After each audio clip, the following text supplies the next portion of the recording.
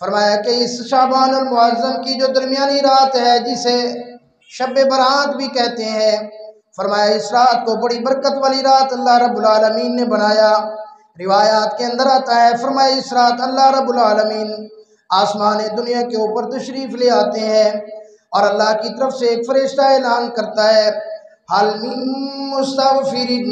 ہے کوئی مجھ سے بخشش طلب کرنے والا، میں اللہ اس کی بخشش کر دوں۔ ہے کوئی مجھ سے اپنی روزی کا طلبگار، میں اس کی روزی کے اندر فراوانی عطا کر دوں۔ ہے کوئی بندہ جو پریشان ہو مجھ سے اپنے پریشانی کا سوال کرے، میں اللہ اس کی پریشانی کو ختم کر دوں۔ کوئی یادگار ہے جو اپنے بچوں کے لیے پریشان ہو، مجھ سے مانگے، میں اس کی بچوں کی پریشانی ختم کر دوں۔ کوئی ایسا بندہ ہے کہ جس کی اولاد نہ ہو، اپنی اولاد کے بارے میں مجھ سے جھولی پھیلا کے مانگے، میں اللہ اس کی جھولی کو آباد کر دوں گا۔ کوئی ہے بندہ جس کی اولاد نافرمان ہو اور وہ مجھ اللہ سے آ کر مانگے اور میں اللہ اس کی اولاد کو فرما بردار کر دوں۔ ہے کوئی بندہ جو کسی سے پریشان ہو، دنیا سے پریشان ہو، کوئی بھی اس کو پریشانی ہو، آ کر میرے دروازے کے اوپر جھولی پھیلائے، جو مانگتا جائے گا اللہ کہتے ہیں میں اس کی جھولی میں ڈالتا چلا جاؤں گا۔ آج تو میرے بھائی ہم مسلمانوں کو وہ یقین نہیں رہا، آج تو مسلمان کے اندر وہ تڑپ نہیں رہی، آج تو مسلمان کے اندر وہ درد نہیں رہا کہ اللہ رب العالمین خود اس رات امت کو دینے کے لیے آ جاتے ہیں، انسان کو دینے کے لیے آ جاتے ہیں۔ اللہ کہتے ہیں میں آسمان دنیا کے اوپر آ گیا ہوں، تمہارے اتنا قریب آ گیا ہوں، آؤ مجھ سے مانگو۔ مانگنے کی دیر ہے، مجھے دینے کے اندر کوئی دیر نہیں ہے۔ میرے بھائی اگر تو گناہگار ہے، آ جا اس رات کے اندر اللہ رب العالمین سے مانگ، وضو کر لے، وضو کرنے کے بعد 2 رکعت نماز صلاۃ و توبہ پڑھ لے، صلاۃ و توبہ پڑھ کے اللہ پاک جو تجھے توفیق دے کہ قرآن کی تلاوت کر لے، ذکر اذکار کر لے۔ جب رات گہری ہو جائے، جب دنیا کے بادشاہوں کے دروازے بند ہو جائیں، جب دنیا کے اوپر تمہاری سننے والا کوئی نہ ہو، جب دنیا کے اندر اوپر سناٹا چھا جائے، آ جانا رات کو مسجد کا ایک کونا پکڑ لینا، مسجد کے کونے کے اندر بیٹھ کے اللہ سے مانگنا، اپنے گناہوں کو یاد کر کے اللہ کے سامنے رونا شروع کر دینا، اللہ کو کہنا اللہ میں نے یہ زنا کیا، اللہ میں نے چوری کی، اللہ میں نے جھوٹ بولا، اللہ میں نے غیبت کی ہے، اللہ میں نے جھوٹی گواہی دی ہے، اللہ میں نے سود کھایا ہے، اللہ یہ میں نے رشوت لی ہے، اللہ وہ گناہوں کی دلدل کی زندگی میری گزر گئی، آج مجھے احساس ہو گیا ہے اللہ میں تیرے دروازے پہ آ چکا ہوں، اللہ تیرا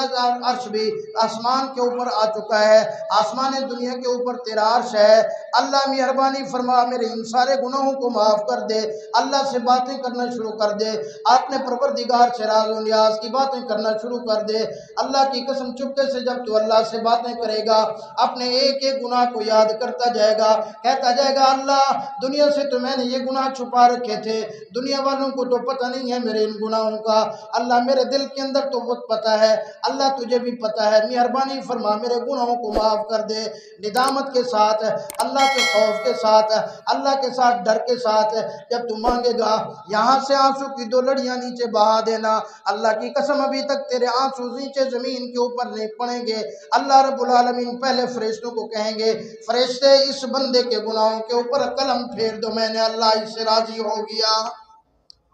فرمایا اللہ رب العالمین کو جب انسان بلاتا ہے، انسان ایک دفعہ کہتا ہے یا رب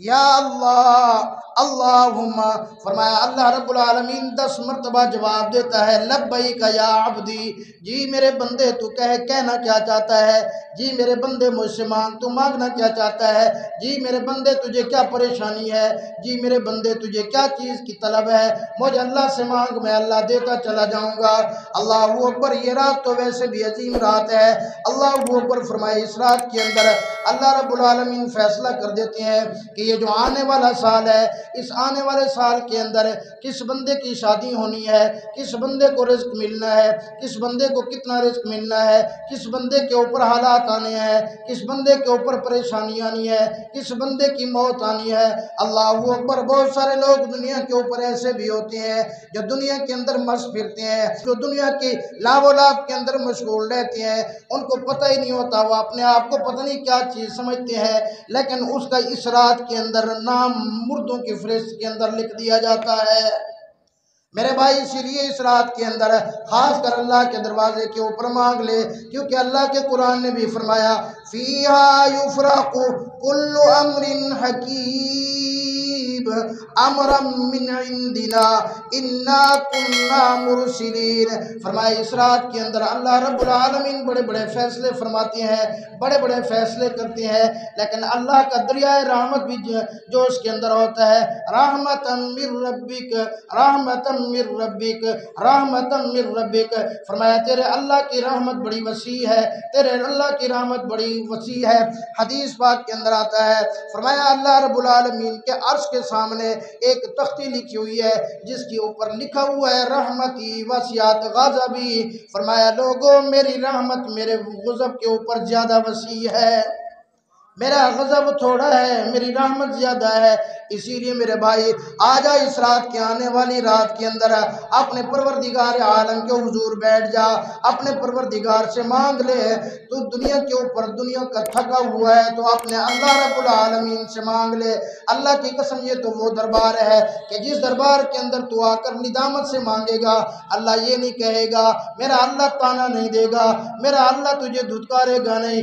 میرا اللہ یہ نہیں کہے گا 50 سال کہاں گزار کے آیا، 60 سال کہاں گزار کے آیا، 70-80 سال کہاں گزار کے آیا، تجھے شرم نہیں آئی، ساری زندگی میری بغاوت کر کے آیا، ساری زندگی میرے مقابل چل کے آیا، ساری زندگی مجھے ناراض کر کے آیا، ساری زندگی میرے حکم کو توڑ کے آیا۔ اللہ کی قسم اس دربار سے کوئی تانا نہیں ملے گا، صرف تیرے آنے کی دیر ہے۔ اللہ یہ نہیں کہے گا اوے تو ابھی تو سفید داڑھی کر کے آیا ہے، تیرے ہاتھ ہیں جو کام کرنے کے قابل نہیں ہے، تیرے پاؤں ہیں جو چلنے کے قابل نہیں ہے، تیری آنکھیں ہیں دیکھنے کے قابل نہیں، تیرا دماغ ہے سوچنے کے قابل نہیں، اب تو دنیا کے کسی کام کا نہیں رہا، اب تو تیری اولاد بھی دعا کرتی ہے اللہ باب دی خیر ہوئے جلدی روانہ کر دے اس کو، اللہ اس کو ایمان اور سلامتی کی موت عطا فرما دے، دنیا کے کسی کام کا نہیں رہا۔ اللہ کی قسم اللہ کبھی تانا نہیں دے گا، ارے تو دنیا کے کسی MLA کے دروازے پہ جائے گا، کسی MPA کے دروازے پہ جائے گا،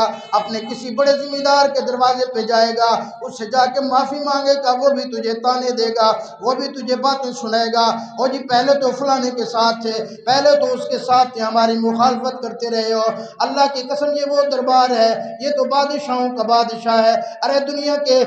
کے بادشاہوں کے دروازے، دنیا کے بڑے لوگوں کے دروازے رات کو بند ہو جاتے ہیں، یہ وہ دروازہ ہے جو نہ رات کو بند ہوتا ہے نہ دن کو بند ہوتا ہے۔ اللہ لا الہ الا هو الحی القیوم لا تأخذه سنة ولا نوم له ما فی السماوات وما فی الارض۔ یہ تو وہ بادشاہوں کے بادشاہ کا دروازہ ہے جس کو نہ کبھی اونگ آتی ہے، جس کو نہ کبھی نیند آتی ہے، صرف تیرے آنے کی دیر ہے۔ حدیث پاک کے اندر آتا ہے میرا اللہ رب العالمین تو اپنی رحمت کے مطابق اپنا ہاتھ پھیلا کے بیٹھا ہے، جس وقت میرا گناہگار بندہ آ کر میرے ہاتھ پر توبہ کرتا ہے اور میں اس کے 70-80 سال کے گناہوں کو معاف فرما دوں۔